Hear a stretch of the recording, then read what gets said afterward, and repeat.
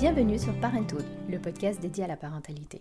De l'envie d'avoir un enfant à sa conception, de la grossesse à l'accouchement, du postpartum au début et difficultés de l'éducation, ce sont des mamans et des papas qui viennent témoigner et partager avec nous leur vécu et leurs expériences, mais aussi des professionnels qui répondent aux questions que l'on se pose.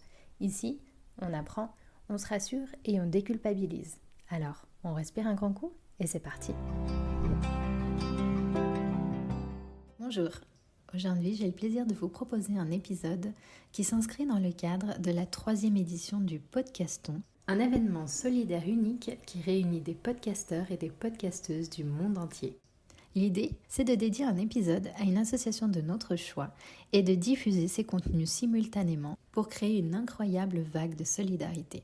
Cette année, ce sera du 15 au 21 mars.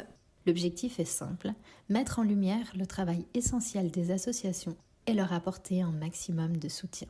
Pour ma part, j'ai choisi de mettre en avant l'association Né Trop Tôt pour aborder un sujet qui touche de nombreuses familles mais dont on parle encore trop peu, l'hospitalisation des bébés en néonatologie. Quand un enfant naît trop tôt ou avec des complications, ses parents sont plongés dans un quotidien éprouvant et jonglent entre l'angoisse, la fatigue et l'incertitude. C'est une période où chaque geste, chaque mot compte et peut faire la différence. Mais comment entourer ses parents? Comment être un soutien réel sans devenir une charge supplémentaire pour eux? Pour en parler, j'ai le plaisir d'accueillir Laurent Nguyen, bénévole au sein de l'association Né Trop Tôt. Il nous expliquera les défis que vivent ces familles, leur quotidien, et nous partagera des conseils précieux pour pouvoir les accompagner au mieux.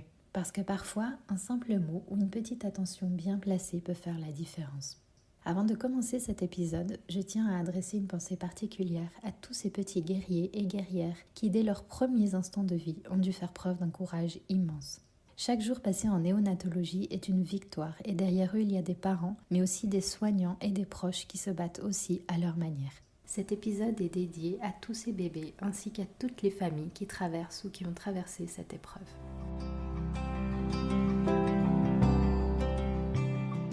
Salut Amna. Bonjour Laurent. Tu pourrais nous présenter l'association Né Trop Tôt et te présenter aussi brièvement. Ouais, donc merci Amna pour l'invitation à participer à ce podcast. Je suis vraiment très content d'être là. Je m'appelle Laurent Nguyen. Je suis actuellement coordinateur général de l'association Né Trop Tôt. Né Trop Tôt, c'est une association de soutien par les pairs. On fait de la pérédance dans le but de soutenir, représenter et offrir une écoute aussi aux parents qui ont un bébé qui est hospitalisé en néonatologie. Donc voilà, l'association s'appelle Né Trop Tôt. Voilà, c'est pas moi qui choisis le nom. Né Trop Tôt, souvent on a tendance à penser que c'est lié à la prématurité. Alors effectivement, la prématurité, c'est une des choses qui peut amener des enfants à être hospitalisés en néonatologie, bébés. Mais dans nos missions de Né Trop Tôt, c'est vraiment de pouvoir soutenir toutes les familles de néonatologie, donc y compris les bébés qui sont nés à terme mais qui sont hospitalisés, parce que voilà, ça fait aussi partie des parcours possibles d'hospitalisation de bébés. Donc l'association, on est des parents qui sont passés par une hospitalisation pour la plupart. Ensuite, il y a aussi quelques professionnels qui sont des professionnels de la périnatalité qui offrent de leur temps aussi pour pouvoir fournir du soutien. On a aussi un avocat qui peut aussi fournir du soutien au niveau légal, au niveau des informations. Donc voilà, l'idée c'est vraiment de pouvoir accompagner ces familles qui sont vraiment un peu dans l'œil du cyclone. Je pense que c'est vraiment important de savoir que pour ces familles-là, c'est un moment qui est extrêmement délicat. C'est des familles qui sont dans des situations de vulnérabilité qui est importante. Et vraiment, l'idée de cette association, c'est de pouvoir les soutenir. Et comment ça se passe? Est-ce que c'est vous qui allez vous présenter aux familles quand ils sont admis dans un hôpital universitaire? Parce que là, actuellement, vous êtes au CHUV à Lausanne et au HUG donc à Genève. Et donc, est-ce que c'est vous qui allez vous présenter aux familles ou est-ce que c'est le personnel médical, quand ils sont admis, qui leur fait savoir qu'il y a la possibilité de rencontrer des membres de l'association? Alors, l'association, peut-être juste au niveau un petit peu historique, ça fait 25 ans qu'elle existe. Et l'antenne principale de l'association, c'est le CHUV. Ça a été créé au CHUV par l'ancien chef de service qui s'appelle Adrien Mossinger de Néonat. En rentrant, on va dire, d'Amérique du Nord, il avait vu justement toutes ces associations de personnes concernées ou de parents concernés par ça, et il s'est dit, mais en fait, je vais importer ça en Suisse, au CHUV. Il a pris un groupe de parents qui étaient assez motivés. Voilà, il y a cette association qui s'est créée. Ça fait 25 ans qu'elle est là, alors elle est passée par des hauts et des bas, mais actuellement, l'association est présente dans 6 hôpitaux en Suisse romande. Ah, ok. Donc, on est au CHUV, on est au HUG, comme tu disais, effectivement. Donc, c'est vraiment nos 2 grosses antennes, parce que c'est vraiment les deux grosses néonatologies de Romandie. Mais on est aussi actif à Fribourg, à Yverdon, à Neuchâtel et à Rennes. Okay. Et là, on est en discussion aussi pour implanter une nouvelle antenne à Sion. Donc, on arrivera à 7 antennes. Donc, ça commence, on va dire, à prendre de l'ampleur. Voilà, au niveau de comment est-ce qu'on entre en contact avec ses parents, disons qu'on a plusieurs entonnoirs, en fait, ou plusieurs manières que les parents entrent en contact avec nous, ou le contraire, on va dire.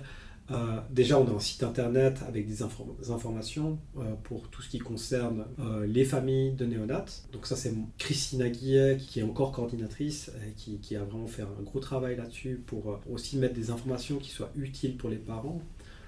Donc voilà, je vous encourage à aller voir le site. Alors effectivement, je pense qu'on pourrait encore améliorer des choses, mettre encore plus d'informations. Mais voilà, chaque chose en son temps. Ouais. Mais le site internet, c'est vraiment quelque chose. On a voilà, nos pages réseaux sociaux. On a une page Instagram, une page Facebook, on a une page LinkedIn. Où voilà, les personnes qui sont concernées par la néonatologie peuvent obtenir des informations, peuvent aussi du coup nous contacter via ces canaux, on va dire.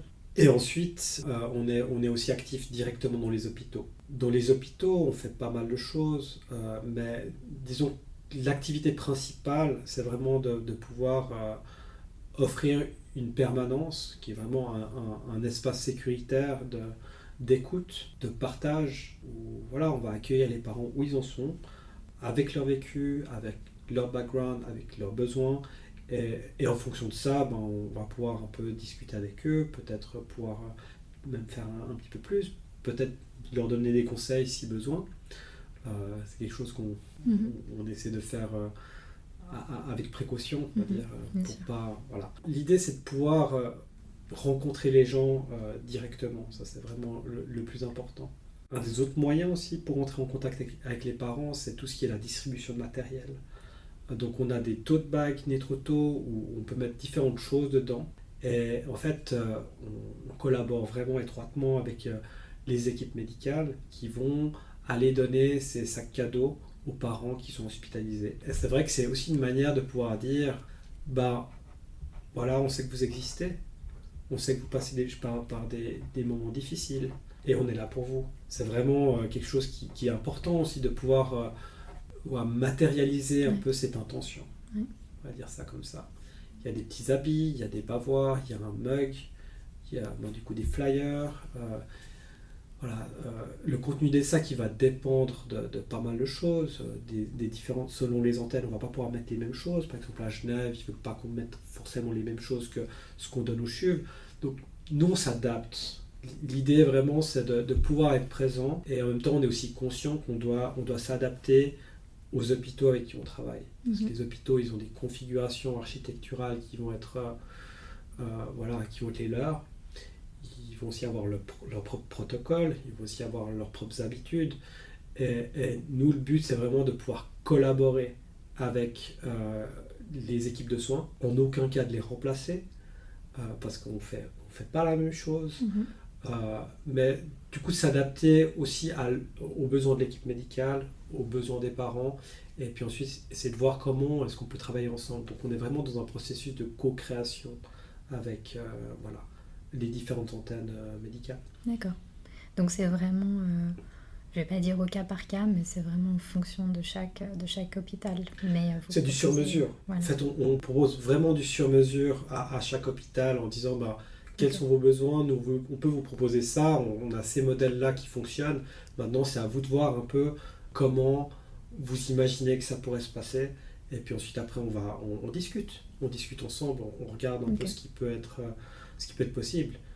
pour essayer vraiment de pouvoir répondre au mieux aux besoins des parents et des familles. Et concrètement, ça veut dire que vous pouvez à la fois rencontrer individuellement les familles ou alors dans le cadre de rencontres pour faire en sorte que les parents se rencontrent entre eux aussi pour pouvoir échanger entre eux. Alors, on a toutes sortes de rencontres pour que les parents puissent se rencontrer entre eux. Il y a des rencontres qui ont lieu à l'hôpital et il y a des rencontres qui ont lieu, on va dire, après l'hospitalisation. Dans les rencontres qui ont lieu à l'hôpital, typiquement, il y a par exemple les cafés au lait. On appelle ça café au lait. Alors ça, c'est une collaboration qu'on a aussi avec les consultantes en lactation du CHUV. Pour l'instant, ça n'a lieu qu'au CHUV. Comment ça se passe? Enfin, l'idée, c'est de pouvoir que les parents se retrouvent avec une conseillère en lactation et une ou deux personnes concernées qui sont passées par là. Là, en l'occurrence, c'est que des mamans, mais je dis parents parce qu'en fait, les papas sont aussi les bienvenus à participer à ces rencontres parce que voilà, ils ont un rôle aussi à jouer sur l'allaitement. Et l'idée, c'est de pouvoir échanger autour de l'expérience d'allaiter quand son bébé est hospitalisé. Et là, vraiment, il y a aussi tout un continuum de difficultés qui peuvent se passer. C'est vrai que on pense souvent à tirer le lait, mais voilà. Après, il y a comment ça se passe au niveau de la mise au sein, quand il y a un bébé qui va être équipé, qui va peut-être avoir une sonde, qui va peut-être avoir une aide respiratoire. Et c'est un challenge. C'est un challenge que les parents doivent un petit peu ont à gérer. On a aussi les cafés prémices où là c'est des rencontres pour plus les mamans, mais les papas peuvent aussi participer. C'est pour les mamans qui sont hospitalisées au prénatal, donc qui sont hospitalisées enceintes. Parce que voilà, la grossesse présente un risque par exemple de naissance prématurée. C'est quelque chose qu'on a envie d'éviter parce que le bébé en général, c'est important qu'il reste le plus longtemps possible dans le ventre de la maman. Après, on a aussi toutes les rencontres après. On a donc les cafés échanges où en fait on peut se rencontrer en présentiel ou en visio. C'est pour les parents qui ont vécu une hospitalisation, quelle que soit la durée de l'hospitalisation, quel que soit le temps qui s'est passé depuis l'hospitalisation. Il y a aussi les cafés de deuil pour les questions de deuil périnatal. Donc voilà, c'est vraiment de pouvoir faire du soutien par les pairs. Alors les animateurs, les animatrices de ces cafés sont du coup des personnes qui sont passées par une expérience similaire. Et je pense que c'est aussi important peut-être de le souligner ici. Il ne suffit pas d'avoir vécu une expérience pour pouvoir animer les choses, pour pouvoir faire du soutien. Je pense que ça demande aussi d'avoir pu digérer un peu ce vécu-là. Et aussi d'avoir des outils pour le faire. Donc nous, tous les bénévoles qui sont présents sur le terrain, il y a tout un protocole pour pouvoir entrer. Donc il faut avoir participé à un certain nombre de rencontres pour avoir pu déposer. Et aussi, il y a une petite formation d'une demi-journée de soutien par les pairs qui est donnée par une psychologue. Donc pour nous, c'est hyper important de pouvoir garantir le cadre sécuritaire non seulement pour les personnes qu'on accompagne, mais aussi pour les animateurs et les animatrices, pour que ce soit quelque chose qui ne va pas les plomber, quelque chose qui ne va pas les tirer en bas. Et aussi pour l'association, c'est important de pouvoir, vraiment, c'est dans nos responsabilités, de garantir ça. Donc c'est quelque chose qu'on a mis en place, qui est mis en place depuis un certain temps, puis maintenant on est en train d'ajouter aussi des espaces de supervision pour les bénévoles qui sont du coup tenus par une psychologue. Donc l'idée, c'est vraiment de pouvoir c'est vraiment garantir, bien encadrer en tout cas. Encadrer ça, parce que on parle de charge émotionnelle, quand et des fois les parents qu'on rencontre nous racontent des choses qui sont difficiles à entendre et qui vont peut-être aussi résonner dans nos vécus. Et c'est extrêmement important de pouvoir l'intégrer, le digérer. Alors on peut dire mettre à distance, ou bien, je ne sais pas, il y a plein de mots pour pouvoir dire, mais qu'on soit OK avec ça, qu'on se sente à l'aise avec ça, et que ce ne soit pas quelque chose qui va trop nous plomber. C'est pas toujours possible. Des fois, il y a des histoires qui sont vraiment dramatiques. Mais voilà, en tout cas, pouvoir fournir des espaces pour les bénévoles pour qu'eux puissent aussi être en bonne santé mentale, pouvoir se sentir bien dans leur travail de bénévole, c'est extrêmement important. C'est vrai que ça doit pas être évident de trouver le juste milieu entre la volonté de vouloir aider et accompagner des parents, et puis en même temps, comme tu dis, de se protéger aussi soi-même pour pas replonger et revivre aussi des moments qu'on essaye, j'imagine, comme tu dis, de digérer ou sur lesquels on essaye de travailler peut-être encore. Donc, ouais. Mais en tout cas, c'est un travail formidable. Et puis surtout de voir aussi qu'il y a un accompagnement pendant l'hospitalisation et après l'hospitalisation. On a évoqué donc le rôle des bénévoles, les principales actions. Est-ce que tu aurais autre chose que tu aimerais ajouter sur l'association Notre-Auto ? Alors l'association Notre-Auto, pour l'instant, elle fonctionne uniquement par don. Donc c'est une association à but non lucratif. Les revenus qu'on a, c'est 100% des dons actuellement. On n'a pas de subvention, on est en train de travailler aussi pour pouvoir récolter des fonds de différents endroits. Donc on est aussi dans un processus de restructuration de l'association. Mais pour l'instant, on a besoin de ressources. On a besoin de ressources financières, c'est clair. Maintenant, on a aussi besoin de ressources humaines, dans le sens où on a besoin de bénévoles. Avoir des bénévoles qui puissent venir donner un coup de main.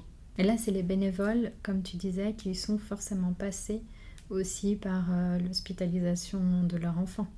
Ou alors, ça peut être des bénévoles aussi qui viennent aider autrement que par l'animation d'ateliers. Pour l'instant, de rencontres, excuse-moi. Oui. Pour l'instant, on a surtout besoin de bénévoles qui puissent être actifs sur le terrain. Okay. Donc, c'est vraiment des personnes qui ont connu la néonate. Ensuite, il y a aussi tous les professionnels de la périnatalité qui sont intéressés aussi à pouvoir faire bénéficier l'association de leurs compétences professionnelles. C'est intéressant pour nous. Et là, on en a quelques-uns qui nous ont rejoints récemment, et puis c'est vrai que ça peut être vraiment intéressant. Ensuite, actuellement, il y a aussi tout un groupe alors là, c'est pas des personnes qui sont concernées directement par l'hospitalisation en néonate, mais c'est des personnes qui confectionnent des habits. Nous, c'est des choses qu'on donne. On donne des habits, comme je disais un petit peu avant, aux parents dont le bébé est hospitalisé. Et en fait, il faut savoir que là, si on parle de prématurité, souvent les bébés sont trop petits et c'est très difficile de trouver des habits à leur taille quand c'est le moment de pouvoir les habiller. Voilà, dans le commerce, il n'y a pas d'habits à leur taille. Donc, il faudrait qu'on voit s'il y a des consignes particulières, comme ça je pourrais les ajouter dans les notes du podcast. Mais s'il y a des alors ça on pourra regarder. S'il y a des gens qui aiment faire de la couture et qui ont envie de le faire pour des bébés en néonate, alors nous on est preneurs. Ok. Voilà. Alors du coup, merci d'avoir présenté l'association. Là, le but de cet épisode, c'était entre autres, bien sûr, de s'adresser aux familles qui vivent la néonate, mais aussi à leurs proches pour essayer un peu de leur expliquer le quotidien d'une famille, les besoins qu'ils pourraient avoir, enfin en tout cas comment les aider, comment les accompagner au mieux, et puis entre autres ce qu'on peut éviter de dire ou de faire pour pas ajouter à leur charge mentale déjà bien assez lourde. Donc, est-ce que tu pourrais déjà nous expliquer quel est le quotidien d'une famille dont l'enfant est hospitalisé en néonatologie, ou la maman en prénatal aussi? Une chose qui est vraiment simple, c'est vraiment pour simplifier un maximum, avoir un bébé hospitalisé en néonate, c'est une expérience qui est extrêmement difficile. Pour faire vraiment, si je devais donner une phrase, ce serait ça. Pourquoi c'est difficile? Mais pour tellement de raisons. Oui. Mais la première raison, je pense que c'est vraiment on est aux antipodes de la naissance rêvée. En fait.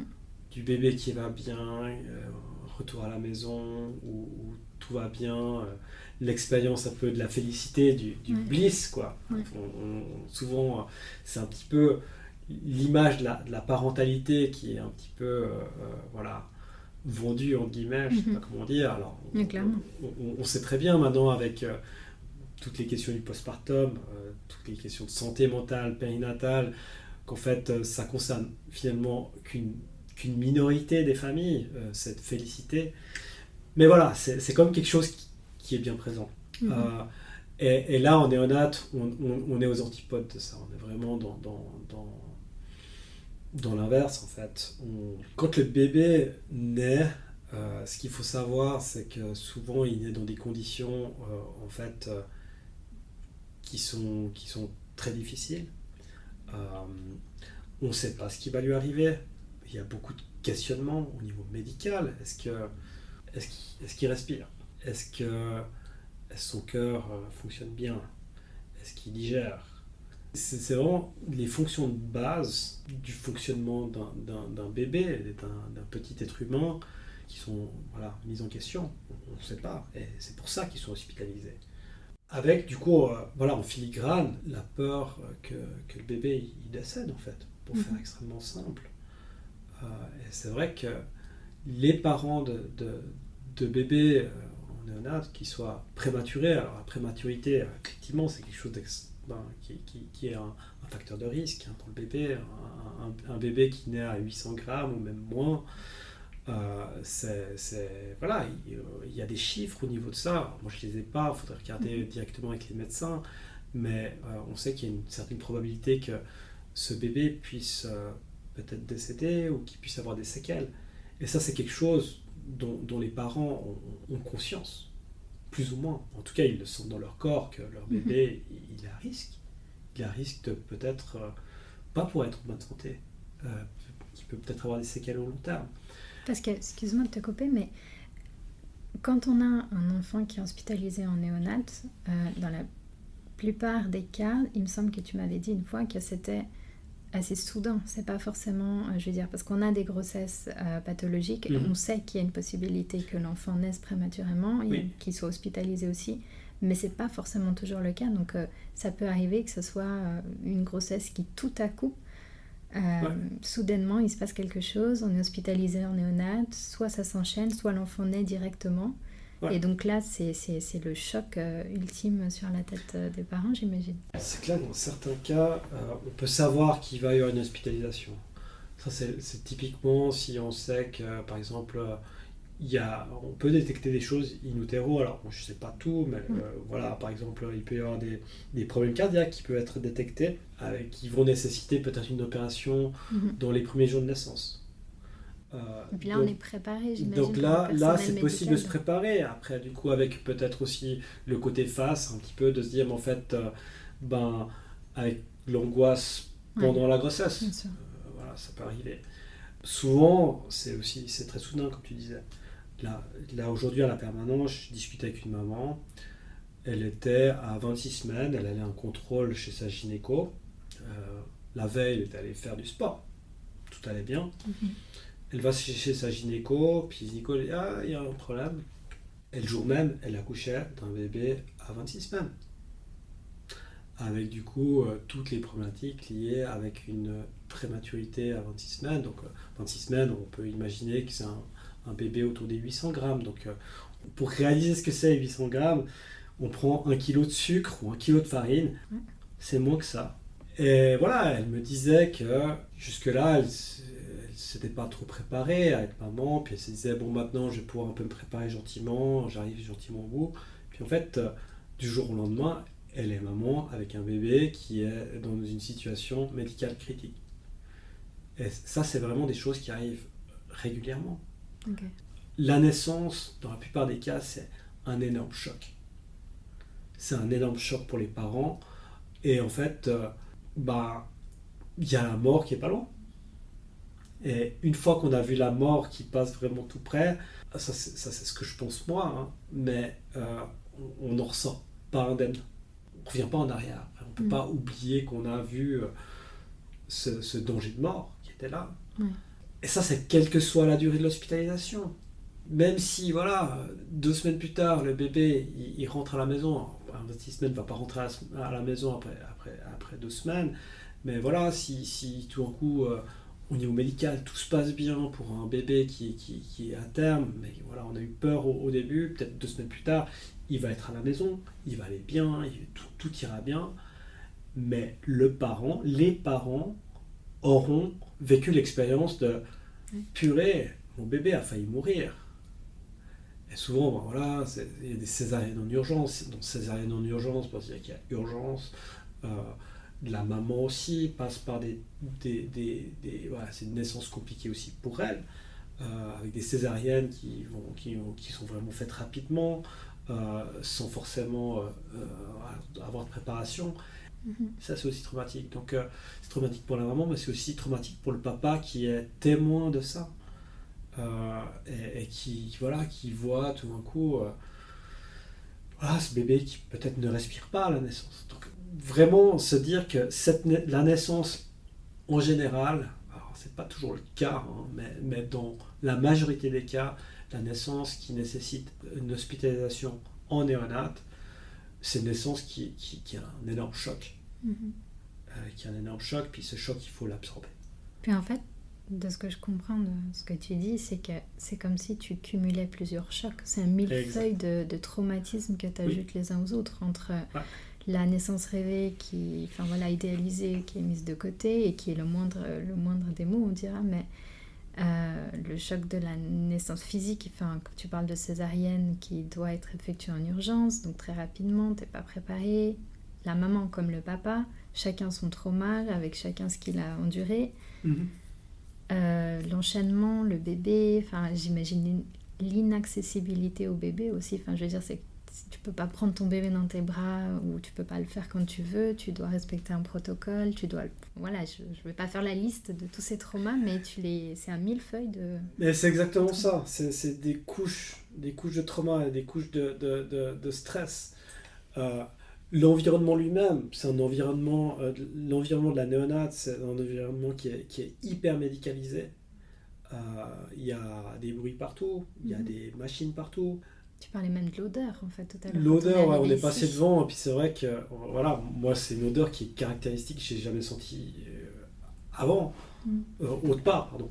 Et c'est vrai que la première fois que j'ai ressenti cette odeur après l'hospitalisation de ma fille, je me suis pris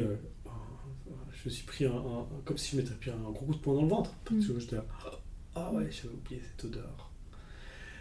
Voilà, ça fait partie aussi du coup de tout ça. Mais l'environnement lui-même, c'est aussi un environnement qu'on n'a pas l'habitude de voir en tant qu'être humain normal qui ne travaille pas en néonate ou qui ne va pas en néonate. En fait, c'est quelque chose qui est assez déstabilisant. Donc ça s'ajoute aussi un petit peu à ça. Et effectivement, pour la question de pouvoir prendre le bébé, là il y a eu vraiment beaucoup de progrès dans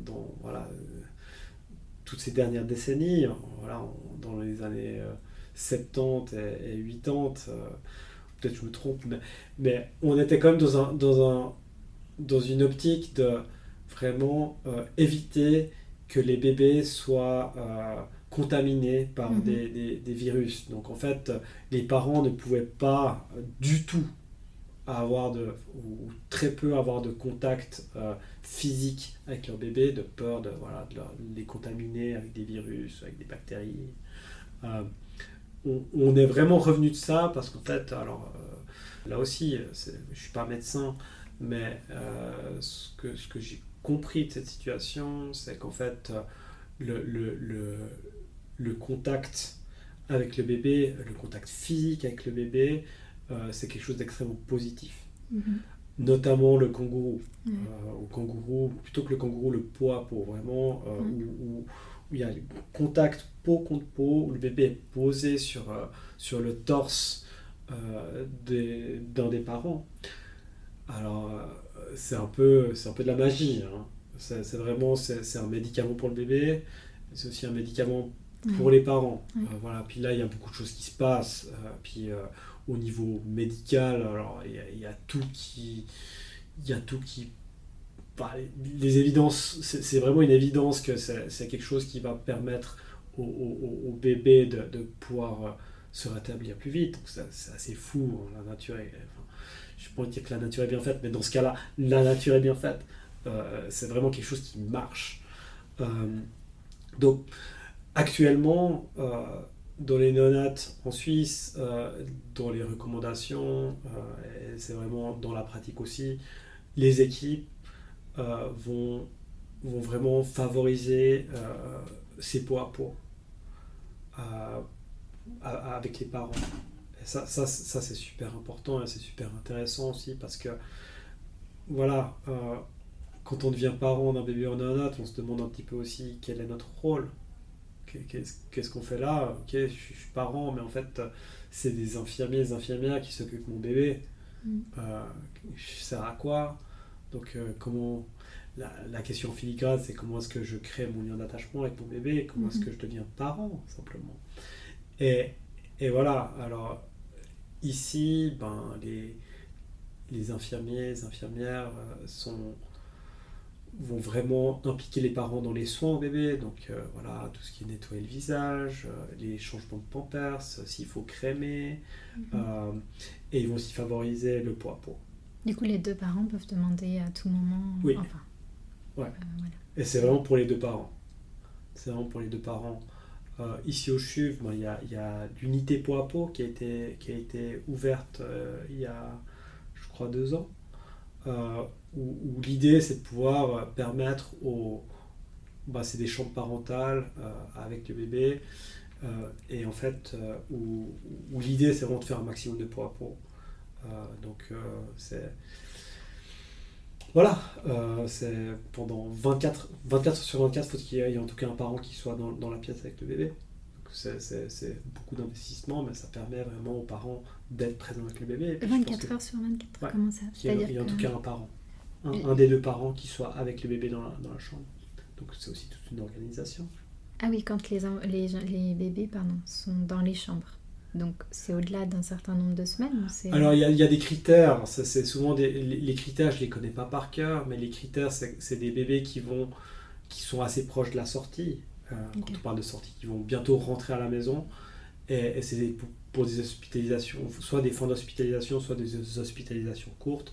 L'idée, c'est que dans l'unité pot à pot, que les familles restent entre 5 et 10 jours, quelque chose comme ça. Voilà. Donc, voilà, c'est pas quelque chose qui est possible de faire dans des cas de figure où la situation médicale est critique.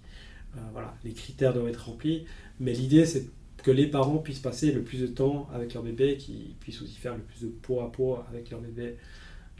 Donc, du coup, il faut que les parents soient là. Oui. Voilà. Ok.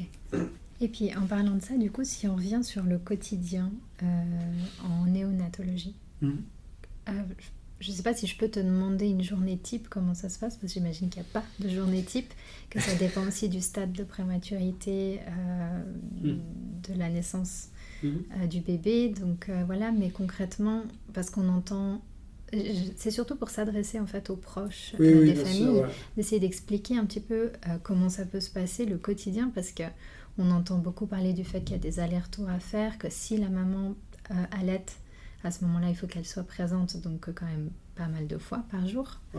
Si elle est présente sur place à l'hôpital, bon, c'est quand même plus facilité, mais à partir du moment où elle est revenue à la maison, il y a toute une organisation à mettre en place pour pouvoir être en mesure de faire les allers-retours. Donc on ne va pas étudier chaque situation au cas par cas, pardon. Mais concrètement, le quotidien d'une famille dont le bébé est hospitalisé en néonate, à quoi ça ressemble? Alors, c'est intense. C'est super intense. Avec des hauts et des bas en permanence. C'est pas du tout linéaire. C'est pas parce que hier le bébé allait bien que aujourd'hui il va aller bien. C'est pas parce que ce matin le bébé va bien que cet après-midi il va aller bien. Après, même chose pour l'état aussi des parents. C'est pas parce que... Alors oui, il y a toute une partie où l'état du parent va aussi dépendre de l'état du bébé, de l'état médical du bébé. Mais en gros, c'est un grand 8. Ce qu'on entend souvent, mais là c'est de la part des parents, c'est de la part aussi de l'équipe médicale, c'est... il faut prendre jour après jour. Oui, parce que c'est pas parce que ça va bien un jour que le lendemain ça va forcément mieux. Tu peux finalement... C'est vraiment jour après jour, puis dans certains cas, c'est aussi simplement heure après heure, parce qu'en fait, on est dans des situations qui sont tellement instables, ça peut vraiment tourner d'un côté comme de l'autre en très peu de temps.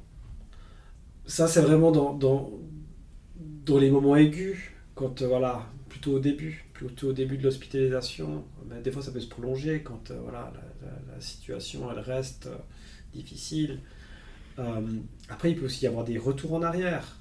Ça, c'est extrêmement frustrant pour les parents. Tout d'un coup, en fait, là, on pense qu'il va bien, le bébé, puis tout d'un coup, je sais pas, pour X raisons, il va moins bien. Peut-être qu'il a chopé un rhume.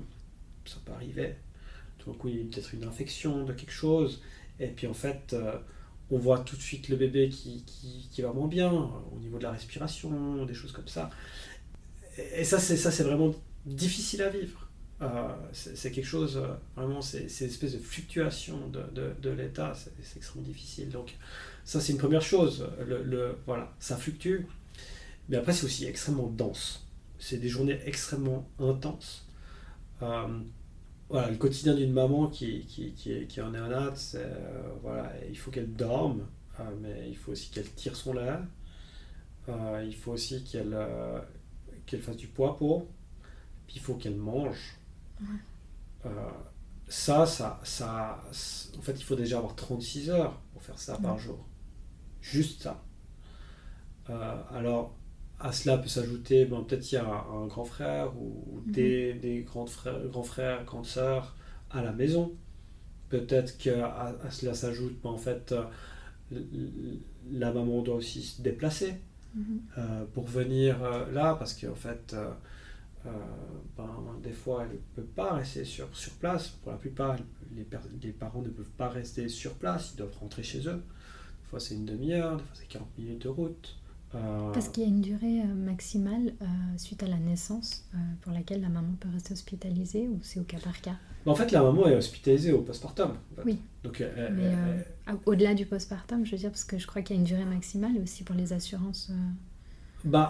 En fait, le postpartum dès que la maman est en état physique de pouvoir sortir, en fait, elle sort du système, elle sort de l'hôpital.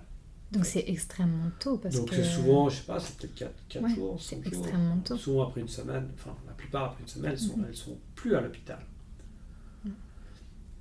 Donc du coup, voilà, elles sont censées rentrer chez elles, en fait. Alors, il y a des choses qui sont mises en place. Ici au CHUV, on a la chance d'avoir... il y a des studios qui sont pas très très loin, pour les familles qui habitent loin de Lausanne. Parce qu'il faut se dire que des fois, il y a des familles qui viennent de très loin. Là, moi, j'ai accompagné une famille qui venait du Tessin. Du Tessin? Oui. Donc, c'est des Tessinois qui étaient là. Alors là, clairement, ils ont pu bénéficier un peu d'un studio, parce que c'est juste impossible. Maintenant, quand on habite à 1 heure de route, des fois, en fait, on ne peut pas avoir de... Mais c'est énorme aussi, pourtant, quand tu imagines... Ça fait des journées énormes. Parce qu'en fait, tu passes ta journée à faire que ça, l'aller-retour. Justement, tu ne fais pas que ça. Tu veux aussi tirer ton lait, tu dois aussi dormir, tu dois aussi manger, tu dois aussi peut-être... Donc, voilà, pour l'entourage, je pense que ce qui est important, c'est déjà dans les choses extrêmement pratiques, sans entrer vraiment dans les discussions, de comprendre tout ça. C'est pouvoir s'occuper des grands frères et grandes sœurs. Si quelqu'un peut le faire pour eux, c'est super. Les repas, peut-être faire un tournus des repas. Voilà, un groupe de potes qui se disent ok, alors cette semaine, il y a telle personne qui va faire ça. Puis on fait un tournus. Comme ça, les parents, déjà, ils sont pas besoin de penser à faire à manger, arroser les plantes, peut-être donner un coup de ménage à la maison. Tout ça, c'est des choses qui vont vraiment aider. Ça, c'est vraiment des pistes qui sont extrêmement concrètes, qui sont extrêmement simples, que n'importe qui peut faire. Ouais, bien sûr. Ensuite, voilà, je pense qu'on peut aussi parler du papa. Le papa, alors, ce qu'il faut savoir, c'est que en Suisse, il y a un congé paternité de 2 semaines. Ça c'est pour tous les papas. Qui est très récent d'ailleurs. Qui est très récent. Alors, on est passé de 1 jour à 10 jours. Donc on a fait un x10. Voilà, maintenant on attend le prochain x10. Le prochain, qui sera bien. Après, encore un x10, puis on est bien. Mais ce qu'il faut savoir, c'est qu'en cas d'hospitalisation néonate, le papa peut bénéficier de 3 jours de plus. Donc du coup qui est octroyé, alors ça je crois que c'est pas des assurances sociales, je suis pas sûr, mais je sais qu'il y a 3 jours qui peuvent être donnés au papa. Et c'est tout. Oui, ça suffit. Ça suffit, parce que voilà, c'est clair que t'as ton bébé qui est hospitalisé, il y a la maman qui est peut-être, qui doit gérer tout ça. Bon, c'est clair que la première chose que tu as à faire, c'est d'aller travailler. Ouais, franchement, ça se passe de commentaires, mais... Non, ça doit pas se passer de commentaires, mais... Là, je pense qu'il y a vraiment un problème, parce que les recommandations médicales, c'est vraiment de la présence des deux parents, de pouvoir faire du pot à pot un maximum.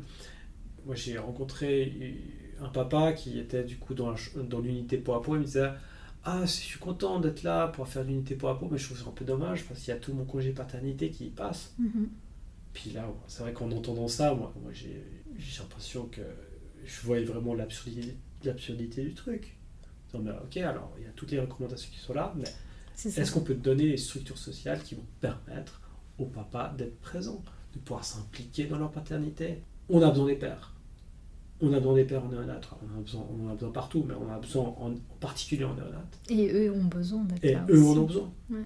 Donc voilà, qu'est-ce qu'on peut faire dans ce genre de situation? Alors, c'est du bricolage, comme souvent. Moi, ce que je recommande aux papas, c'est qu'ils en parlent directement à leur généraliste de leur situation. Et voilà, dès qu'il y a besoin de faire quelque chose, qu'ils puissent avoir un arrêt de travail donné par leur généraliste. C'est la première chose.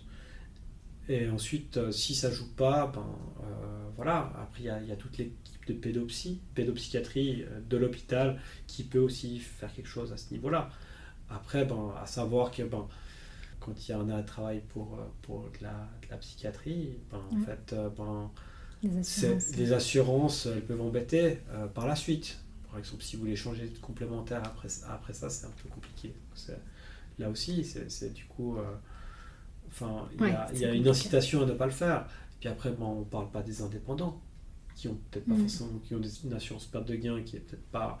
De manière générale, il faut savoir aussi qu'une hospitalisation en néonate, au niveau financier pour la famille, c'est nul. Ça va être extrêmement difficile. La maman, elle a une prolongation du congé maternité à partir d'une hospitalisation de 2 semaines. Mais ça aussi, c'est très récent, non?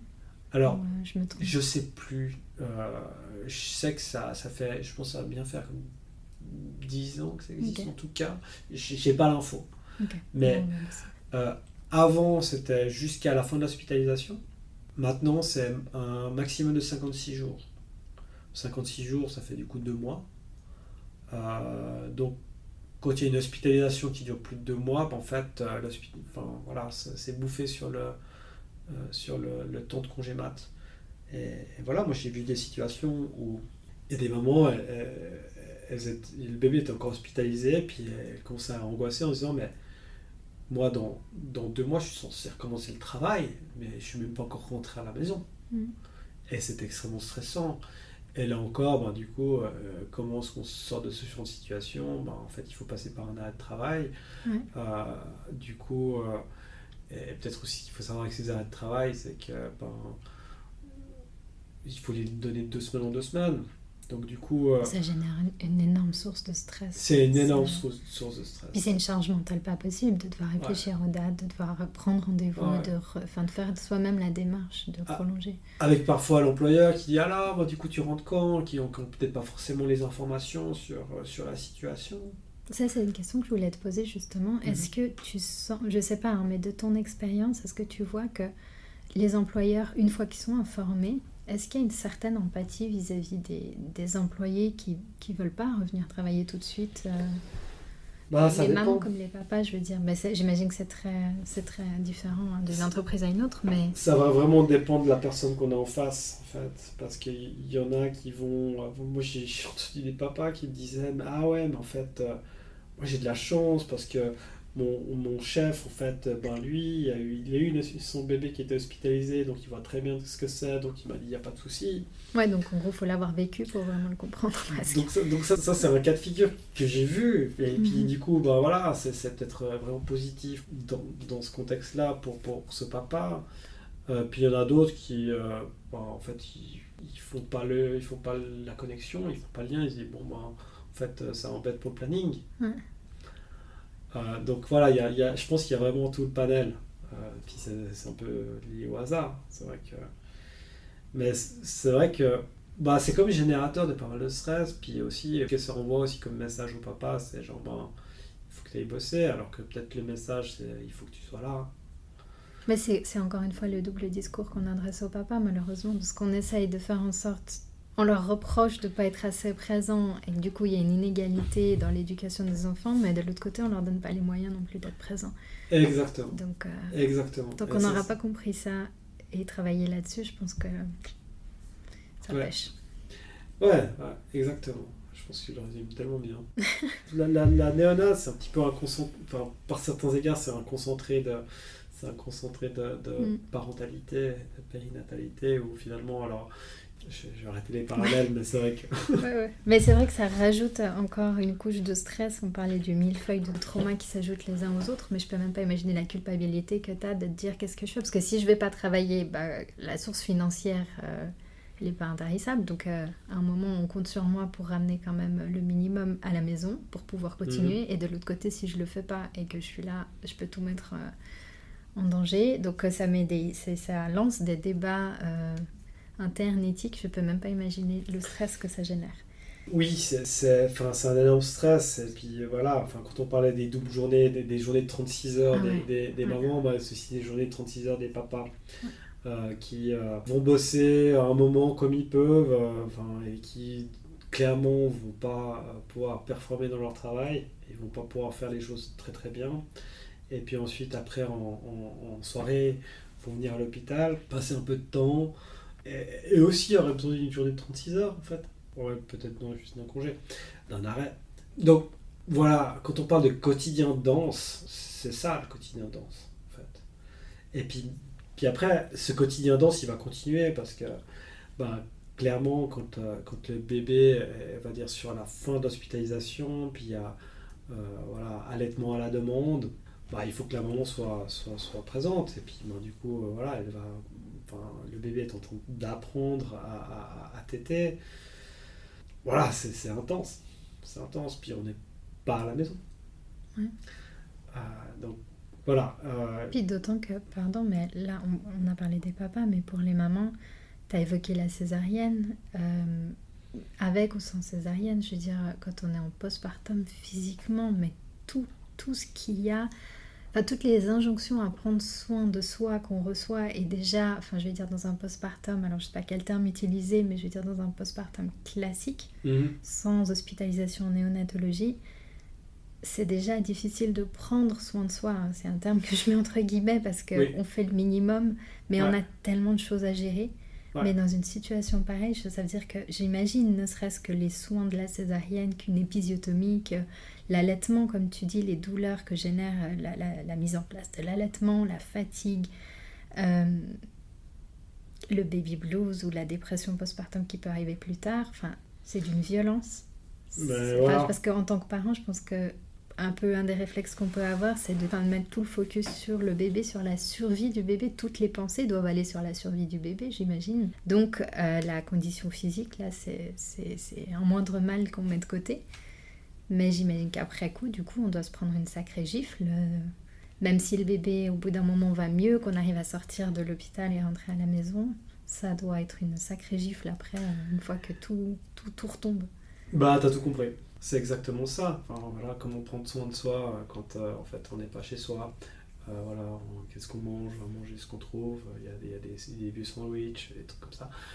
Le postpartum, la récupération physique, baby blues, dépression, du stress post-traumatique ou stress aigu, anxiété. C'est vraiment énorme. Et tout ça dans un contexte où, dans certains cas, c'est aussi...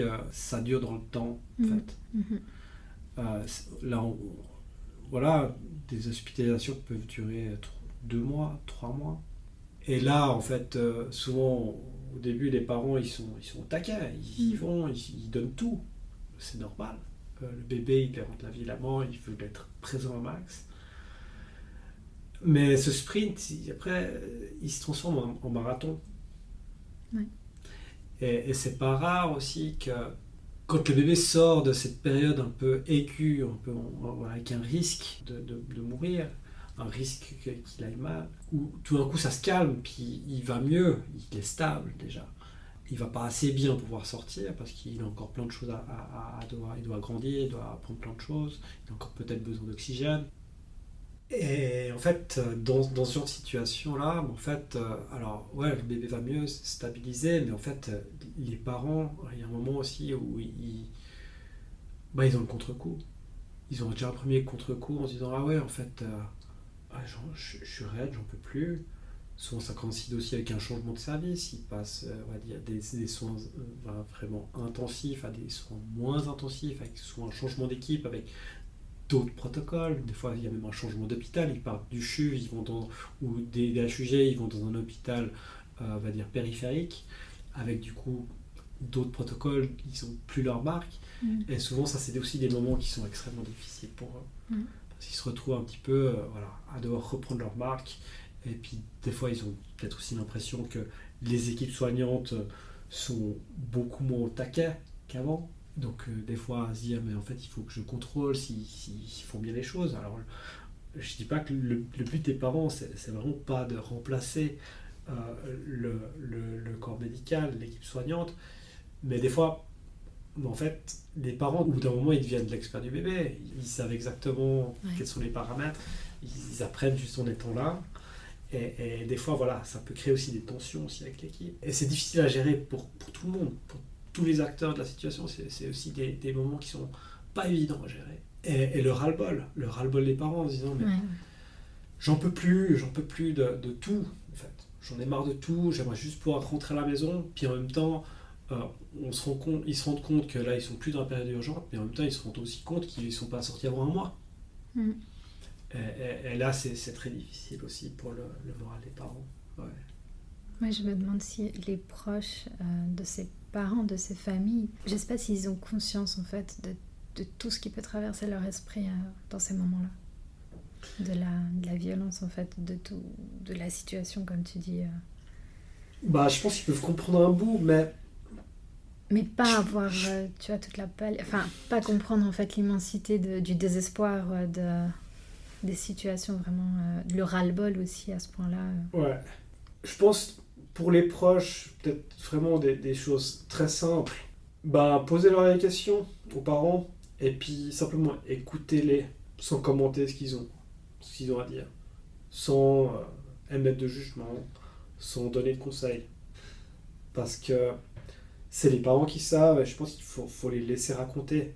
C'est aussi de leur parentalité, ils ont peut-être aussi besoin de raconter simplement ce qui leur arrive, parce qu'il leur arrive... alors oui, certes, c'est extrêmement difficile, mais c'est aussi quelque chose d'extrêmement important pour eux. Ils deviennent parents, ils ont un bébé, c'est leur enfant, et comme dans chaque naissance, en fait, on a envie de raconter aussi ce qui se passe. Que ce soit dur, ou que ce soit pas dur, que ce soit beau ou pas, genre écoutez-les. C'est tout. Intéressez-vous à ce qu'ils vivent. Et peut-être aussi aller aussi écouter des podcasts comme celui-ci, mais peut-être aussi d'autres, de témoignages pour essayer de comprendre ce qui se passe. Et voilà, j'entends aussi des parents qui disent, des fois c'est quand même compliqué parce qu'on doit tout expliquer. Parce qu'en fait, quand les parents disent, ah voilà, là il a la CPAP, il y a 25% d'oxygène, moi je vois de quoi ça parle, mais pour des personnes externes, ils vont se dire, mais en fait de quoi ça parle, puis en fait les parents ils doivent tout réexpliquer. Et il y a vraiment tout l'aspect aussi du coup médical que eux intègrent juste en étant là. Et en fait quand ils veulent parler à leur entourage, en fait, c'est un peu comme s'il manquait du vocabulaire, en fait. Donc, si voilà, ils vous donnent des informations, les parents, ça peut être intéressant que vous puissiez aussi aller vous renseigner de quoi il s'agit. Parce que rien que de ne pas avoir expliqué, c'est aussi cool pour les parents, en fait. Parce que c'est fatigant d'expliquer, en fait. Donc, essayez aussi de vous renseigner. Et un troisième point, qui est, je ne sais plus, le troisième ou quatrième, je ne sais pas, mais extrêmement important, là c'est peut-être surtout pour les grands-parents, gardez vos angoisses pour vous. Si vous faites du souci, si vous êtes angoissé par rapport à la situation, parlez-en entre vous, enfin, si vous êtes un couple de grands-parents, parlez-en avec vos amis, parlez-en avec un psy. Mais de grâce, ne faites pas porter ça à vos enfants. Ils n'ont pas à porter ça. Tu veux dire par rapport au fait de poser des questions? Non, mais par rapport aux donner des angoisses. conseils, Par rapport à dire, ah, mais voilà, moi je sais que les grands-parents, souvent, c'est difficile pour eux. Ils disent, ah, c'est mon petit-fils, mais qu'est-ce qui lui arrive? Et souvent, ils se font beaucoup de soucis. Ce qui est normal. C'est extrêmement important. Mais ne faites pas porter ça à vos enfants qui ont leur bébé en néonate. Ils n'ont pas besoin de ça.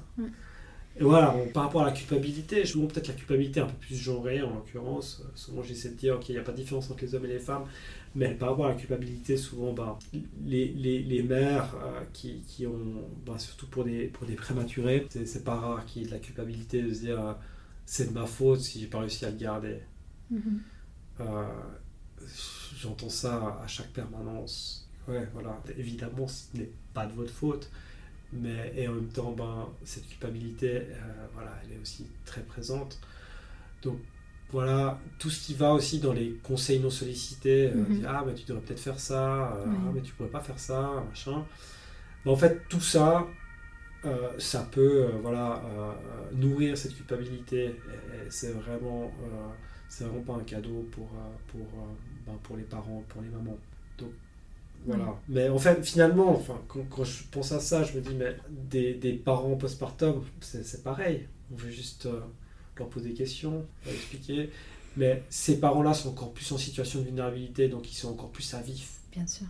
Donc vraiment... Puis surtout que je pense que souvent le problème des conseils non sollicités et venant des très proches, c'est que je pense que c'est beaucoup de la maladresse de personnes qui veulent bien faire, qui veulent rassurer ou qui savent pas comment meubler la conversation, puis qui vont poser des questions puis réaliser après coup, ou pas forcément réaliser, mais parfois ça peut remuer quelque chose. Ouais, c'est vraiment ça. Non, et puis par rapport à la culpabilité, c'est clair que... Parce que quand on devient parent, on est déjà... en tout cas en tant que maman, on se sent tout de suite coupable du moindre mal de notre enfant, donc effectivement dans une situation pareille, Puis je peux imaginer qu'il y a des personnes qui doivent poser des questions. Est-ce que tu avais fait quelque chose la veille? Est-ce que tu as couru? Est-ce que tu as fait du sport? Est-ce que tu as mangé quelque chose? Est-ce que tu as provoqué en quelque sorte le truc?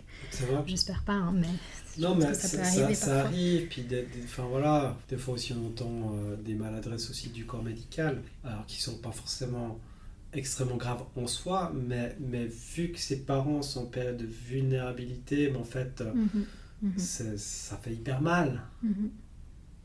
Ouais. Ça fait des petites choses. Bien sûr. Est-ce que tu aimerais dire un mot sur les familles en général et du coup les fratries?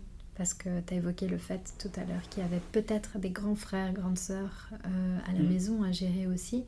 Encore une fois, c'est une couche supplémentaire de stress pour les parents parce que, voilà, on parle de culpabilité, mais un des stress, je pense, à l'arrivée d'un deuxième, troisième ou plus enfant, c'est de comment on va faire pour continuer à s'occuper du premier ou des premiers, tout aussi bien que du nouveau-né, pour pas créer de rivalité entre eux, mais dans une situation pareille, t'as pas tellement de choix. Sans compter que souvent l'hospitalisation, tu l'as dit, elle peut être très longue. Donc c'est très difficile d'expliquer à un enfant que le bébé rentre pas à la maison en même temps que maman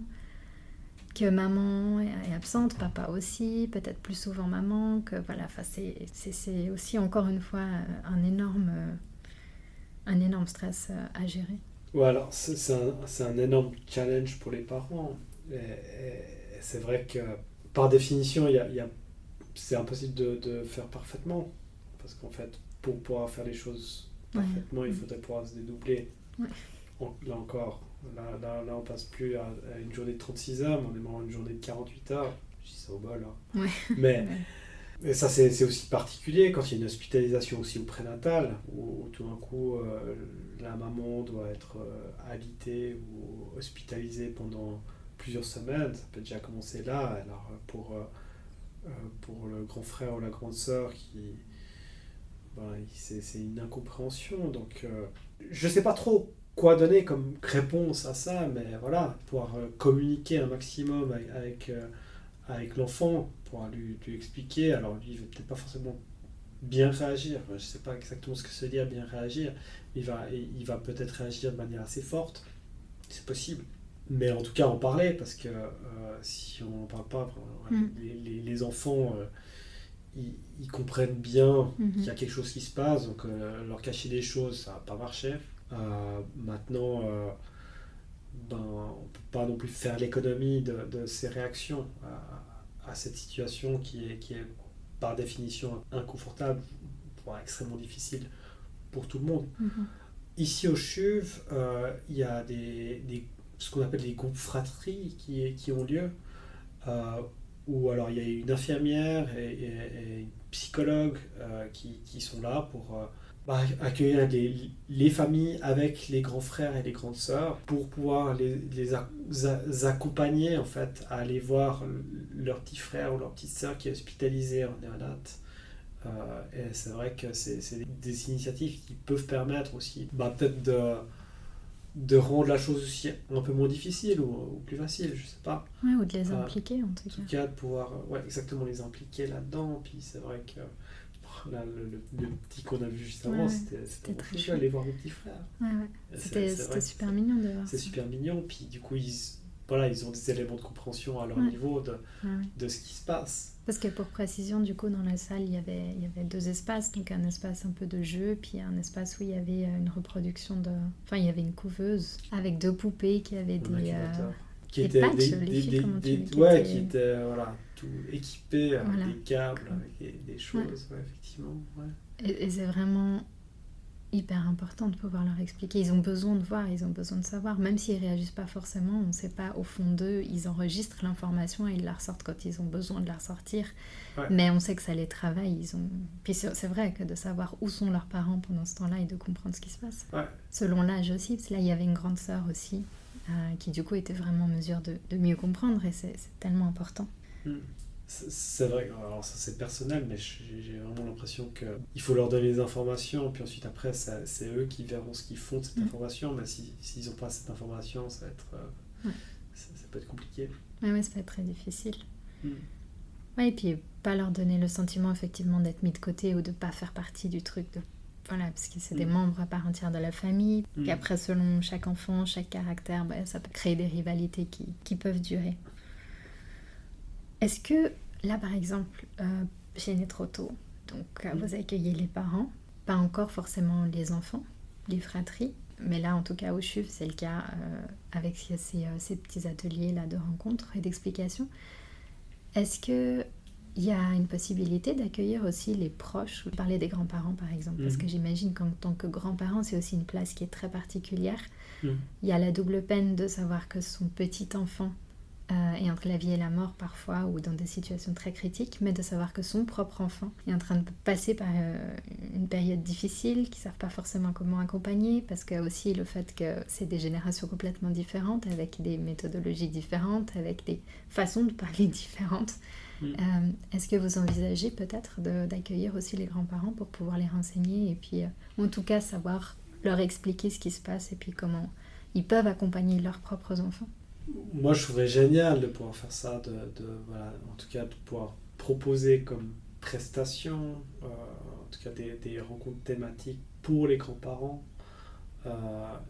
Je trouverais vraiment intéressant de le faire. Pour l'instant ça n'existe pas. Donc pour que ce soit possible, il faudrait aussi avoir du coup des grands-parents de bébés qui ont été hospitalisés, qui auraient envie de lancer ça. Moi, je trouvais ça génial. Ou sinon de le faire nous, sous une autre forme. Après, je t'avoue aussi que tous les projets qu'on a, en fait, c'est des heures de travail derrière. Et là, on est aussi... On part un peu plus urgent au niveau des ressources humaines qui sont vraiment limitées. Donc, moi, je trouvais ça génial. Maintenant, de fait, en permanence, s'il y a des grands-parents qui sont là, on va aussi discuter avec eux, voir un petit peu comment... aussi leur poser la question de comment eux se sentent par rapport à ça. Moi, j'ai vu mes parents, j'ai vu aussi mes beaux-parents dans cette situation-là. Alors, ils ont été d'un grand soutien. Donc, je suis vraiment hyper reconnaissant. Et je vois aussi à quel point ça les touche. Comme tu parlais de double peine, c'est exactement ça. c'est vraiment la double peine de voir son petit-fils ou sa petite-fille dans cet état et de voir ses enfants aussi dans cet état. C'est extrêmement difficile, avec du coup différentes réactions par rapport à ça. Il y a ceux qui sont très positifs, moi ce que je vois c'est le positif, il y en a qui sont plus angoissés. Puis ça permettrait, comme tu dis, de recevoir les angoisses des grands-parents qui n'auraient pas à les transférer aussi sur leurs enfants, effectivement, mais d'avoir au moins des réponses à leurs questions sans que les enfants aient besoin de réexpliquer aussi, quoi. Oui, ouais. Ce serait assez génial en fait. Je vais noter ça un petit peu dans le coin de ma tête. Chouette. D'après toi, c'est quoi l'importance de sensibiliser le public, les proches des personnes, enfin des familles dont un bébé est hospitalisé en néonatologie? Je pense que c'est une bonne question. Parce qu'on a parlé des assurances, des papas, du congé maternité, paternité, de la place. Donc logiquement, je pense à ça. Je pense à un meilleur accompagnement. Mais en fait, ce qu'il faut se dire, c'est que ça peut arriver à tout le monde, en fait. Ça peut vraiment arriver à tout le monde. Alors oui, il y a des facteurs de risque, des facteurs de protection, etc.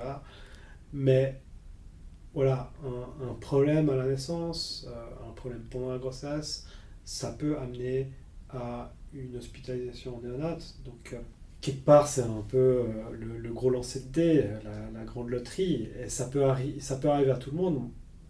Enfin, moi, ça m'est arrivé. Je pensais pas que ça m'est arrivé, je pense que j'ai pas forcément de facteur de risque, ça m'est arrivé. Et ça peut aussi arriver à vos proches, ça peut arriver à vos amis, ça peut arriver à votre frère, votre soeur, votre cousin, à votre collègue, à vos amis. Et le fait de savoir un petit peu de quoi il s'agit, ça permet de pouvoir soutenir les personnes qui sont en train de traverser ça. Voilà, moi je doute absolument pas de la bonne volonté de l'entourage, de tout le monde quand on a une connaissance ou un proche qui est en train de vivre ça, on pense à lui, on a envie de l'aider. Et souvent, on ne sait pas comment faire. C'est normal de ne pas savoir comment faire. Mais en même temps, peut-être d'avoir des connaissances, une compréhension, du soutien qui est vraiment de l'aide, en fait, qui est vraiment positif. C'est pas du semi-soutien, on se dit ouais, ok, alors c'est cool, je vais apporter à manger, puis en même temps, je vais être nul à jambe pendant je sais pas combien de temps. Oui, alors merci pour le repas, mais en même temps, voilà, si ce soutien peut être encore plus positif, c'est tout ça qui va permettre en fait à ses parents de peut-être tenir un peu plus longtemps. Ce que j'aime bien dire, c'est en fait, si vous pouvez donner à ses parents une journée où ils sont bien, c'est énorme. C'est une journée de plus avant la sortie qu'ils auront fait et puis qu'ils auront peut-être traversé en étant pas trop mal, voire bien. Et ça, c'est peut-être le meilleur cadeau que vous puissiez leur faire. Donc ça va des choses très simples à des choses peut-être qui vont peut-être plus toucher dans certaines finesses dans l'interaction. Mais c'est de l'aide concrète. Ça va faire qu'aussi ils vont peut-être pouvoir rentrer chez eux en étant dans un meilleur état. Donc pour moi, l'entourage, il a vraiment un rôle extrêmement important à jouer. Et voilà, faisons en sorte qu'il soit positif. Est-ce que tu as un message que tu aimerais adresser aux parents qui traversent ces épreuves? Moi, ce que j'ai envie de dire aux parents qui sont en train de traverser ça, c'est vraiment, vous êtes légitime dans tout ce que vous ressentez. Même si vous allez avoir des émotions, des sentiments contradictoires très très forts qui vont peut-être exploser de manière un peu abrupte, vous êtes hyper légitime dans ce que vous vivez. Il n'y a personne qui peut vous dire vous avez raison, vous avez tort. Ce que vous vivez, c'est ce que vous vivez. Vous êtes en train de traverser une épreuve qui est extrêmement dure, sans forcément que ce soit un peu identifié comme quelque chose de difficile. Je pense que c'est important que vous puissiez vous sentir vraiment légitime que c'est une situation difficile. J'aime bien dire qu'on trouve toujours pire ailleurs. Oui, on trouve toujours pire ailleurs, mais on trouve aussi toujours mieux ailleurs. J'entends souvent des parents qui me disent « Ah, mais ça va finalement, ça pourrait être pire. » Oui, ça peut être pire. Ça peut toujours être pire.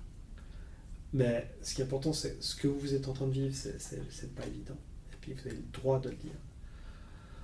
J'ai envie de vous envoyer du courage aussi pour traverser tout ça, de garder le cap, euh, de pouvoir aussi rester dans le moment présent, d'avancer un petit peu jour après jour, même si c'est difficile de ne pas avoir de quotidien, c'est difficile de ne pas avoir de routine, euh, et à un certain moment vous allez retrouver une routine. Un message que j'ai envie d'adresser au couple parental aussi, c'est parlez-vous un maximum, communiquez entre vous, dites-vous où vous en êtes, parlez de vos peurs, ouvrez-vous à l'autre. Vous êtes en train de traverser ça ensemble. C'est important que vous puissiez vous parler. Vous avez peut-être des quotidiens qui sont différents. Et c'est d'autant plus important de savoir où se trouve l'autre. Et au niveau des messages pour les papas, c'est si vous pouvez, je sais que c'est pas toujours possible, je sais que c'est des fois difficile, mais vous avez votre place, vous avez votre rôle en néonate, votre rôle de papa, c'est d'être auprès de votre bébé, de pouvoir le prendre un maximum en peau à peau. C'est ça, être papa en néonate. Je sais que c'est pas toujours possible, je sais qu'il y a beaucoup de choses qui font que c'est difficile de le faire, qu'il y a des freins à le faire, mais si vous pouvez le faire, si vous pouvez trouver un moyen de le faire, vous n'allez pas regretter d'être présent. Vraiment. Ça m'émeut beaucoup de t'écouter. Toi, en tant que papa qui est passé par là, est-ce qu'il y a quelque chose qui t'a aidé plus que tout? Qui t'a permis de t'accrocher et qu'aujourd'hui tu te dis waouh, en fait c'était une lumière au bout du tunnel? Alors, moi, la chose qui m'a vraiment le plus aidé, c'était ma fille, en fait. Le jour après sa naissance, j'étais dans un état, enfin voilà, elle est née pendant la nuit, le soir, et c'est vrai que toute la nuit était vraiment difficile, a été compliquée. Elle a dû bénéficier de beaucoup de soins, puis on n'a pas pu être... voilà, c'était compliqué. Le lendemain matin, j'étais vraiment dans un état qui était extrêmement difficile. Euh, je pleurais beaucoup. Euh, voilà, je réalisais aussi à quel point sa situation médicale était extrêmement précaire. Et vraiment, ce qui m'a aidé, alors je me suis retrouvé là avec mon frère en me disant mais qu'est-ce que je dois faire un petit peu. Il m'a dit écoute, bien on va aller la voir, monte-la moi, on y va. Je suis arrivé en néonate et en fait, voilà, l'infirmière qui s'occupait d'elle ce jour-là, elle m'a dit ah mais vous voulez la prendre en peau à peau. Et puis c'est vrai que moi j'étais un petit peu dire mais je peux, mais c'est sûr, c'est ok, ouais pas de souci, on va se débrouiller machin. Donc ça a pris un peu de temps pour le faire. Mais voilà, j'ai ouvert ma chemise, puis voilà, j'ai enlevé ce qu'il y avait en dessous, et puis en fait, on me l'a posé en peau à peau. Et il y a vraiment eu ce moment où en fait, bah, je me suis senti papa. J'ai senti ma fille, et je me suis dit, ben, en fait, elle a une chance de s'en sortir. Alors, j'ai aucune idée du chemin que ça va être. Voilà, elle faisait 800 grammes, c'était 26 semaines. Son chemin était extrêmement difficile, mais à ce moment-là, je ne savais pas que ça allait être difficile. Je savais que allait être difficile, mais je ne savais pas comment ça allait être difficile. J'ai aucune idée de ce qui allait se passer. Puis en fait, à ce moment-là, j'ai vraiment eu un moment où en fait, bah, le passé n'existe plus, le futur n'existe pas, l'extérieur n'existe pas. C'était juste, j'étais avec elle, et puis elle était vivante. Et, et là, j'ai vraiment senti une énergie incroyable m'habiter, et qui circulait, et, et en fait, ça m'a porté. Euh, donc vraiment, pour être en contact physique avec elle, c'était quelque chose qui était, je sais pas, des fois j'ai un peu l'impression que c'est presque de l'ordre de l'expérience mystique, vraiment quelque chose d'extrêmement fort. Et ben voilà, maintenant je suis encore accro à ce contact physique, voilà, qui a évidemment évolué, elle a 6 ans et demi. Mais voilà, je pense que ce qui m'a permis de tenir, c'était faire ces peau à peau, en fait. Je voyais vraiment qu'à des moments, tout d'un coup, je commençais à être un peu angoissé, je commençais à être un peu agité comme ça. Puis on avait fait le peau à peau, puis voilà, ça me faisait baisser un peu l'état. Et tout en sachant que c'était aussi positif pour elle. C'est vrai qu'à des moments, je négociais avec ma femme en disant bon, c'est toi, qui c'est qui va. Et puis voilà, on en a beaucoup fait. Et puis je crois que ça a fait du bien à toute la famille en fait. Ouais. Donc moi, ce qui m'a aidé, c'était de pouvoir faire ces pots à peau. Mais pour pouvoir faire ces pots à peau, il fallait que je puisse être présent.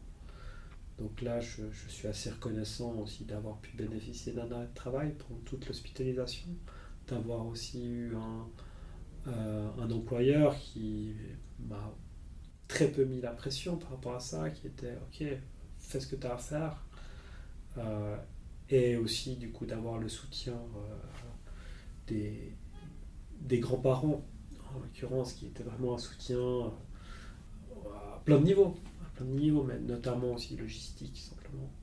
C'était vraiment important de pouvoir le faire. Tout ça, c'est des éléments qui ont fait que c'était moins brutalement dur. Ouais. Je sais pas comment dire. Ouais. Et ouais, voilà. Tu parlais du lien d'attachement, c'est une belle représentation du lien d'attachement. Ouais, et c'est vrai que c'est un peu une chose que j'aime bien dire aux parents qui sont là en disant mais en fait il y a peu de points positifs. Alors son bébé en néonat, mais c'est vrai qu'il y en a un, c'est de pouvoir déjà connaître son bébé avant de rentrer à la maison, pouvoir aussi connaître son rythme, connaître ses besoins.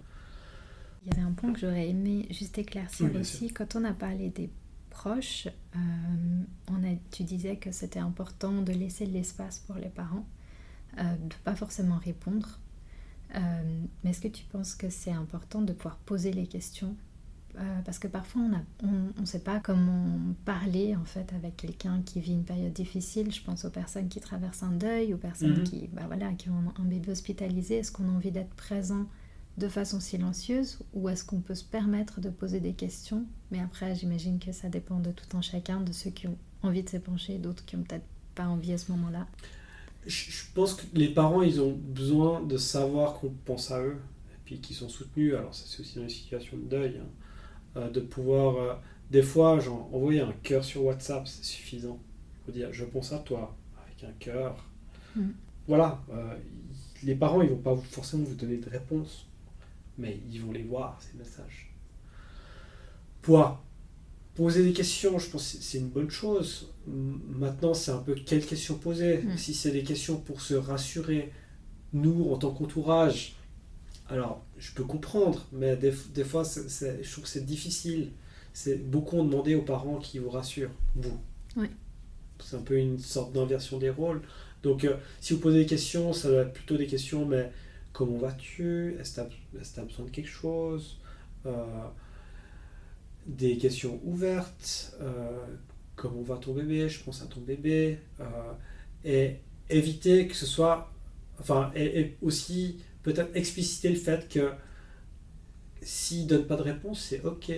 Donc, je vais donner un exemple, c'est genre, est-ce que tu as besoin de quelque chose? Tu sais, tu n'as pas besoin de me répondre tout de suite, mais si tout d'un coup tu veux me dire, tu me dis. Mais si tu ne me réponds pas, c'est ok. Quelque chose comme ça, ça donne en fait la possibilité aux parents d'exprimer leurs besoins, de répondre à ça, mais pas l'obligation de le faire. Donc si on fait rien, ils vont pas forcément se dire je vais leur demander. Si on leur demande quelque chose, ils vont peut-être se sentir obligés de le faire. Du coup, c'est aussi une espèce de forme de charge mentale. Donc, en pouvant poser la question tout en disant mais si tu me réponds pas, c'est ok. En fait, là, ils peuvent vraiment faire comme ils veulent, en fait. Donc, je pense que c'est des pistes pour pouvoir se dire, en fait, ok, on va... L'idée, c'est de pas leur mettre encore une couche de millefeuille, un petit peu. Ouais, mais c'est super, comme ça donne vraiment une piste de réflexion. Et puis, est-ce que tu voudrais dire un mot sur le retour à la maison ? Ouais, alors, le retour à la maison, c'est pas la fin. C'est pas la fin de l'histoire. Le retour à la maison, c'est un nouveau chapitre. C'est pas parce que le bébé retourne à la maison que tout est rentré dans l'ordre. Oui, quand on parle du retour à la maison, c'est pas de la maman. Pardon, je vais vraiment définir. Le retour à la maison, pour moi, c'est le retour à la maison de tout le monde à la maison. Ouais. Donc, le bébé à la maison, les parents à la maison, que la famille puisse retrouver un peu leur domicile qui est chez eux et qu'il n'y ait plus d'hôpital, quoi, en fait. Ouais. Le retour à la maison, c'est vraiment un nouveau chapitre. C'est pas la fin d'un truc, c'est juste un nouveau chapitre avec du coup une nouvelle adaptation. Mais c'est vrai que ce qu'il faut se dire, c'est que ce retour à la maison, c'est souvent vu comme le phare. Pendant l'hospitalisation, l'horizon, c'est de pouvoir, ok, je me réjouis du moment où on rentre à la maison, puis tout ce qui est après le retour à la maison, en fait, ça n'existe même pas. C'est un petit peu, c'est l'objectif, c'est ça. Une fois qu'on arrive à la maison, c'est nouveau chapitre, mais c'est une période d'adaptation qui est aussi importante et qui peut se passer très très bien et qui peut se passer aussi moins bien, en fait. Alors, on est souvent très content de retrouver ses marques, on n'a plus besoin de devoir gérer avec peut-être un infirmier ou une infirmière qui ça se passe pas forcément très bien. Bref, on n'est plus dans l'obligation de devoir gérer avec des gens qu'on n'a pas forcément envie de voir. Donc on est vraiment juste entre nous en famille et qui était un petit peu l'objectif à la base.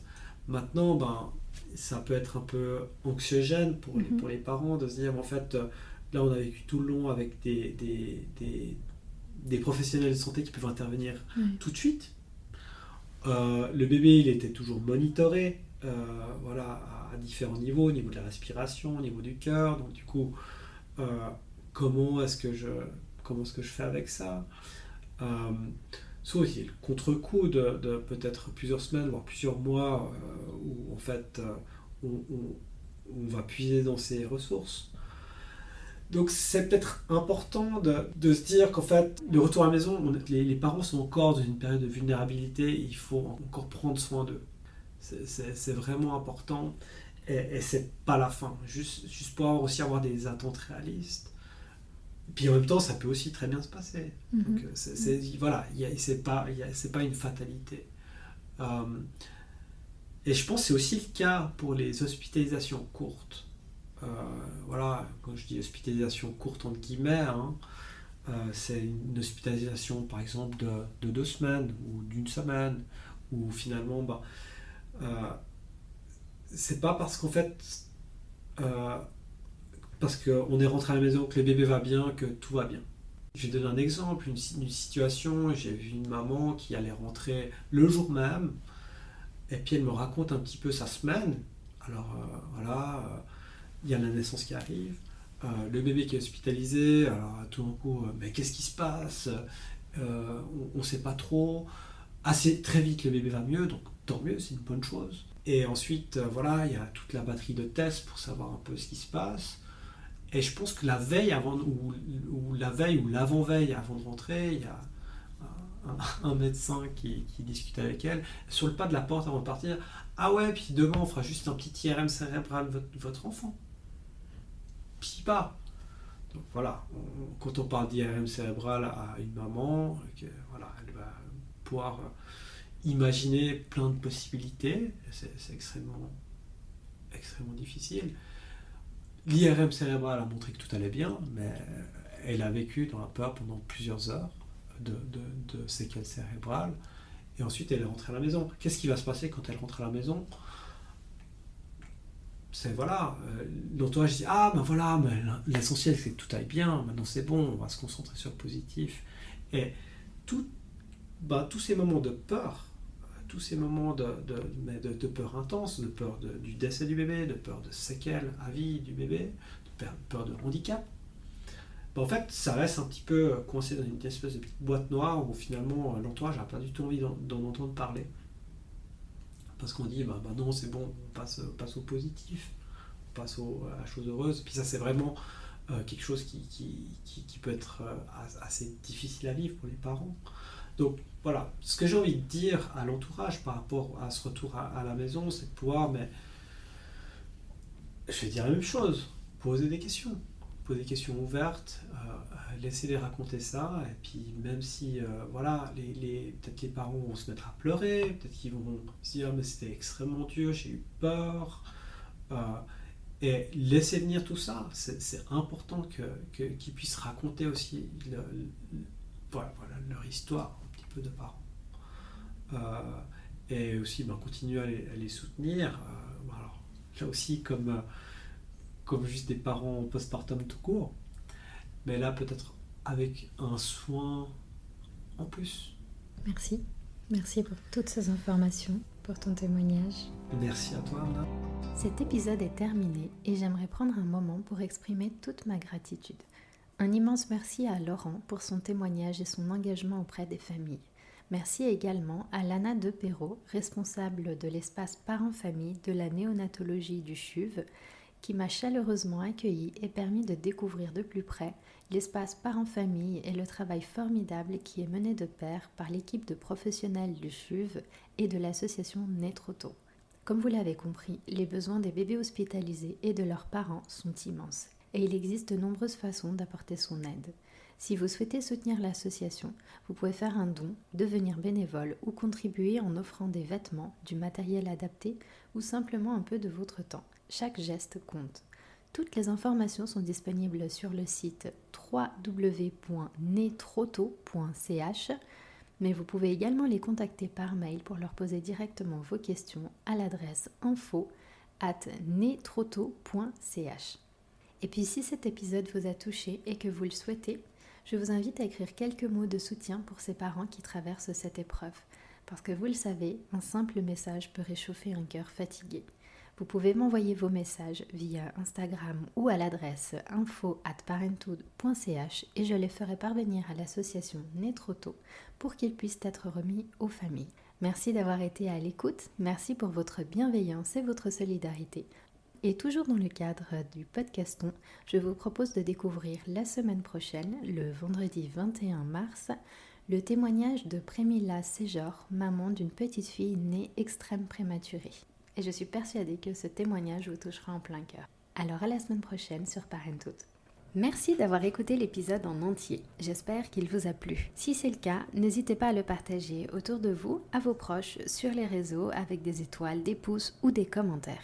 Et si vous aimez mon travail, vous pouvez vous abonner à ma chaîne sur cette plateforme ou me faire un petit don, ou un grand bien sûr, sur le site ko-fi.com ou encore vous abonner au podcast pour recevoir les nouveautés et même y participer en m'envoyant des questions à poser aux parents ou aux professionnels qui sont invités. Voilà, j'ai fini mon petit discours et je vous remercie du fond du cœur. À très vite sur Parenthood pour le prochain épisode.